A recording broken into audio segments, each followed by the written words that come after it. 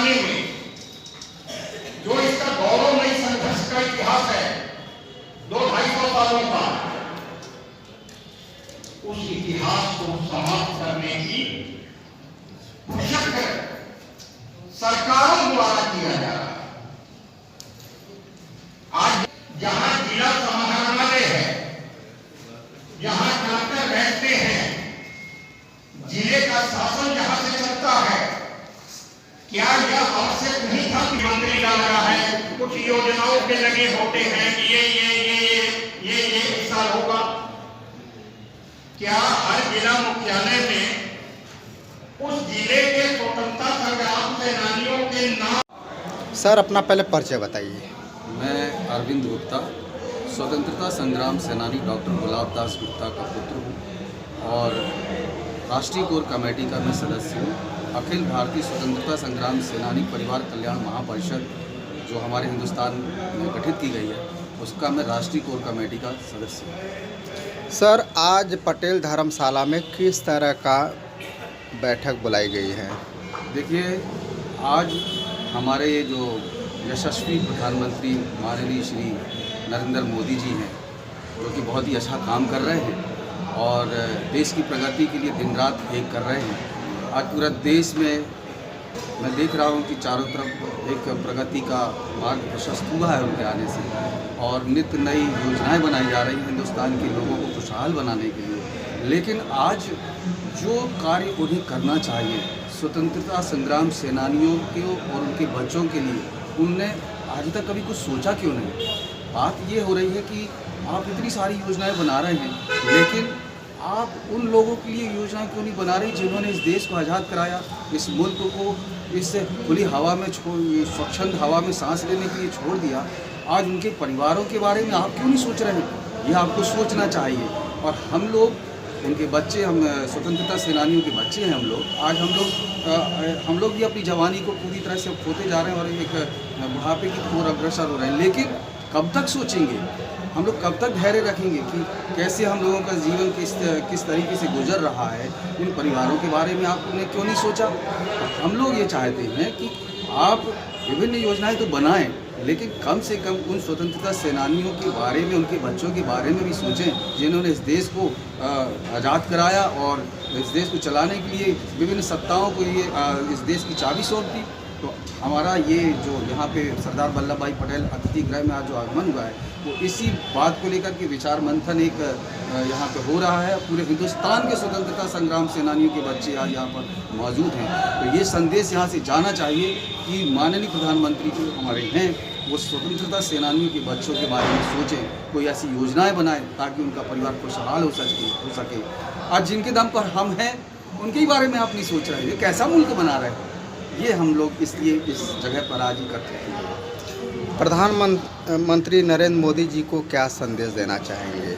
हम लोग ये संदेश, मैं खुद व्यक्तिगत रूप से ये संदेश देना चाहता हूँ कि आदरणीय माननीय प्रधानमंत्री जी, आप थोड़ा सा स्वतंत्रता सेनानियों के परिवार वालों से बात करिए। एक उनके लिए कुछ ऐसा कुछ बना दीजिए कि एक स्वतंत्रता संग्राम सेनानी परिवार कल्याण बोर्ड का गठन कर दीजिए, ताकि वो बोर्ड हिंदुस्तान के तमाम सेनानियों के बच्चों के बारे में सोचने लगे, उनकी शिक्षा दीक्षा के बारे में सोचने लगे। क्योंकि ये लोग जो थे, हमारे आदरणीय वल्लभ भाई पटेल जी, जिनकी मैं चरणों में आज खड़ा हुआ हूँ, इनके बच्चों के बारे में आपने क्यों नहीं सोचा? ये लोग तो दुनिया से चले गए, क्या उनके बच्चों के बारे में आपने कभी सोचा? वो उनकी किस स्थिति में जी रहे हैं, क्या है उनका स्टेटस, क्या है?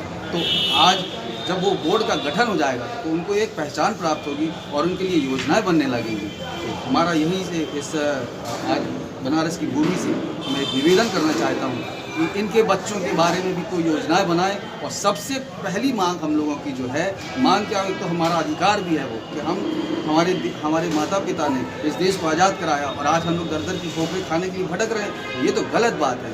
इसलिए हमारा जो पहला काम है कि आप स्वतंत्रता संग्राम सेनानी परिवार वालों के लिए कल्याण बोर्ड का गठन कर दीजिए। बस उसके बाद फिर हम अपनी योजना खुद हम लोग बनाना चालू कर देंगे। सर आप अपने टीम को, कोर कमेटी को क्या संदेश देना चाहेंगे?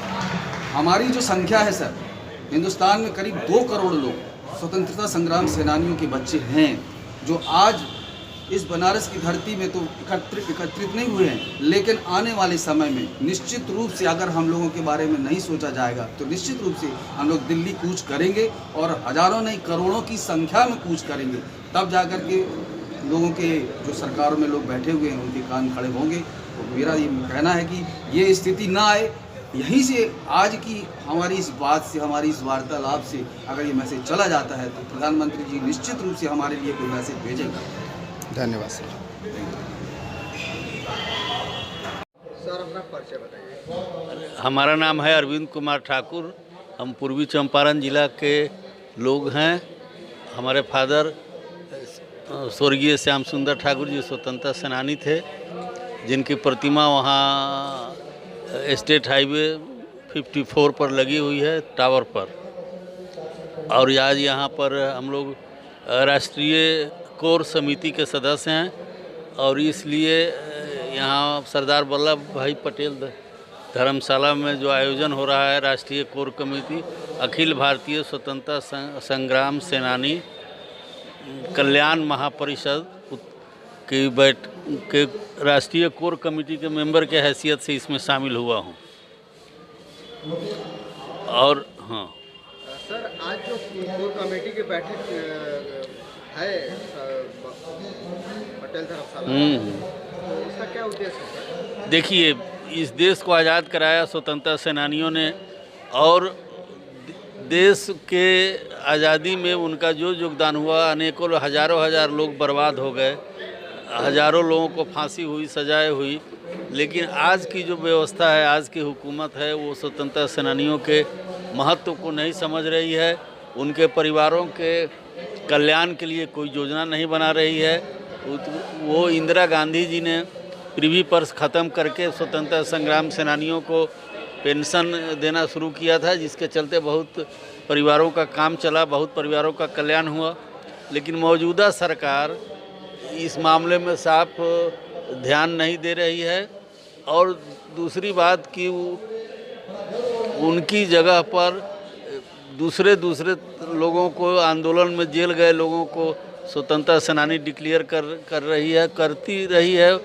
तो ये मामला ये है कि स्वतंत्रता संग्राम सेनानी के जो उत्तराधिकारी हैं, जो परिवार के लोग हैं, उनके साथ न्याय हो। उनको एक पूरे देश में 2 करोड़ के लगभग परिवार हैं, उनको गृह मंत्रालय के द्वारा उनको आइडेंटिटी कार्ड जारी किया जाए और उनके बच्चों को शैक्षणिक संस्थानों में रिजर्वेशन दिया जाए। जीवन के जो रोज़गार हैं, पेट्रोल पंप हैं, गैस एजेंसी हैं, ये जीवन जीने के जो माध्यम है उसमें भी उनके आवंटन में उनको आरक्षण मिले। यही तो मुख्य मांग है। और जहाँ तक सवाल है स्वतंत्रता संग्राम सेनानियों का, तो उसके प्रति केंद्र सरकार अपना रवैया बदले और उनके साथ न्याय करे। सर, अगला कदम क्या होगा? अभी तो अगला कदम ये इस बैठक में आज अगले कदम पर निर्णय लिया जाएगा और तुरंत बहुत जल्दी हम लोग राष्ट्रीय स्तर पर एक बहुत बड़ा जन आंदोलन खड़ा करेंगे। 2 करोड़ फैमिली है इस स्वतंत्रता संग्राम सेनानी के उत्तराधिकारियों का। तो सब लोग अभी हर प्रदेश में हम लोग जा रहे हैं, धरना देंगे, कार्यक्रम करेंगे और राष्ट्र के स्तर पर एक बहुत बड़ा आंदोलन का कार्यक्रम चलाने की योजना बन रही है। अब जब तक बन जाए। मैं कुमार पटेल, राष्ट्रीय महासचिव अखिल भारतीय स्वतंत्रता सेनानी परिवार कल्याण महापरिषद। आज सर सरदार पटेल धर्मशाला में किस तरह का बैठक बुलाई गई है? आज अखिल भारतीय स्वतंत्रता सेनानी परिवार कल्याण महापरिषद के तत्वाधान में आज बनारस में राष्ट्रीय कोर कमेटी के सदस्यों की बैठक बुलाई गई। राष्ट्रीय कोर कमेटी एक हिंदुस्तान के लगभग 21 प्रांतों से राष्ट्रीय कोर कमेटी के सदस्य यहाँ उपस्थित हैं, जो आज तय करेंगे कि अखिल भारतीय स्वतंत्रता सेनानी परिवार कल्याण महापरिषद का रोड मैप क्या हो, हमारी देश के लिए भूमिका क्या हो, हम सरकार को या देश की राजनीतिक पार्टियों को और हिंदुस्तान की 140 करोड़ जनता को क्या संदेश देना चाहते हैं। ये हम लोग फैसला करने के लिए बैठे। हमारे माननीय प्रधानमंत्री जी का क्षेत्र है, लोकसभा संसदीय क्षेत्र है। मैं इस बैठक के माध्यम से माननीय प्रधानमंत्री जी से अनुरोध करना चाहता हूँ।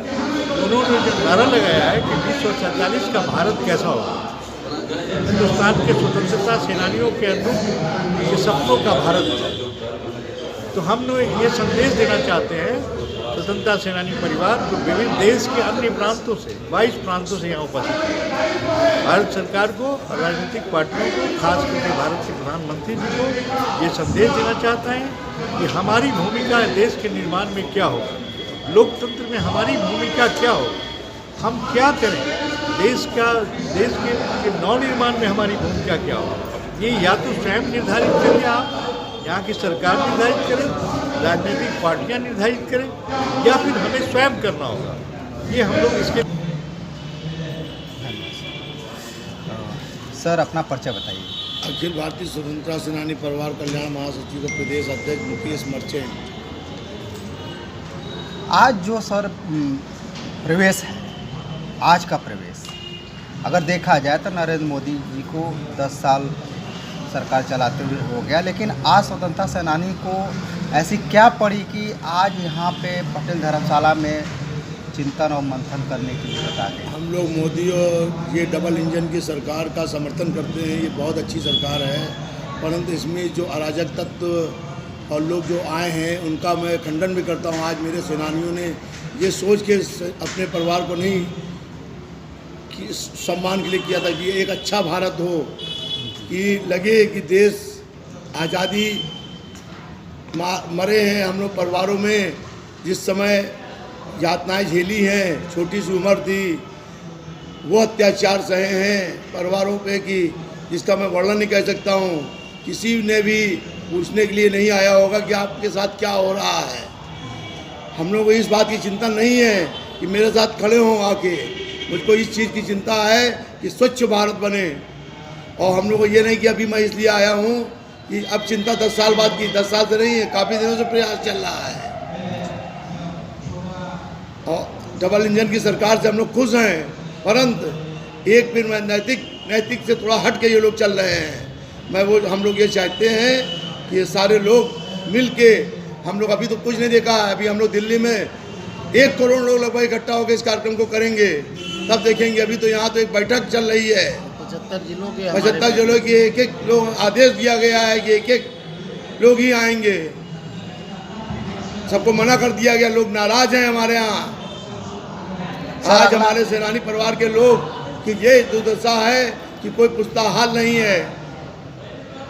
जिस दौर से गुजर रहे हैं उनको चाहिए कुछ नहीं, सिर्फ इतना ही चाहिए कि एक सम्मान, देश में जो आज़ादी का सपना हमारे बुजुर्गों ने देखा था, जो अत्याचार अंग्रेजों ने किए थे, वो फिर पुनरावृत्ति हो रही है। धन बल बाहुबली लोगों के द्वारा अत्याचार हमारे आदरणीय मुख्यमंत्री जी ने काफ़ी अच्छा सहयोग कर रहे हैं, ऐसा नहीं है, मैं इनका विरोध कहीं से नहीं है कर रहा हूँ, लेकिन थोड़ा सा इस चीज़ को समझे। मैं अपनी भाषा को विराम देता हूँ। जय हिंद, जय भारत।